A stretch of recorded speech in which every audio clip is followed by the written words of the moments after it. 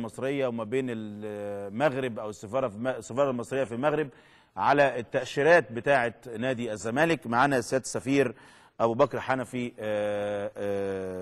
حفني أبو بكر حفني عفوا أبو بكر حفني سفير مصر في المغرب. معالي السفير، ازي حضرتك؟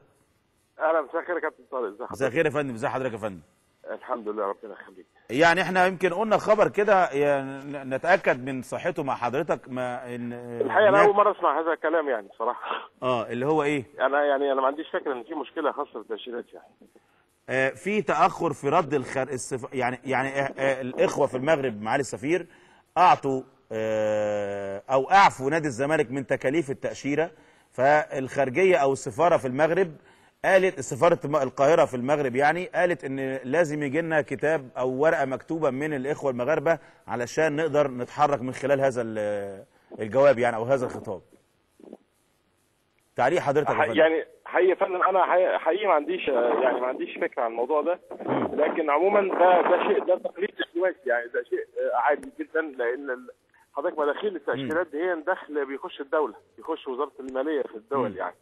فاحنا يعني احنا كقسم قنصلي في السفارات كقنصليات ايوه يا فندم ما نقدرش ندي تاشيرات مجامله، لان دي احنا كده بنجامل على حساب الدوله كده. بالظبط. بس هم الاخوه في المغرب يا فندم ادوها يا فندم، يعني المغرب الفاسي اعفى نادي الزمالك من تكاليف هذه التاشيرات. المغرب الفاسي اعفى نادي الزمالك، اعفى نادي الزمالك يعني اعفاه من تكاليف التاشيرات. المغرب الفاسي حضرتك ده نادي.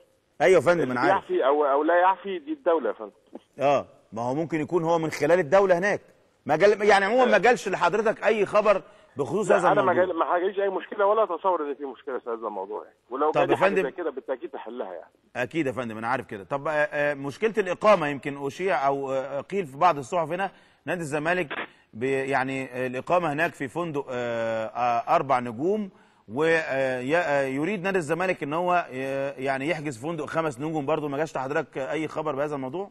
لا يا فندم، لا. حضرتك الفنادق موجوده في فاس النهارده كالتالي يعني: في 2 5 نجوم، ايوه، وفي 2 4 نجوم.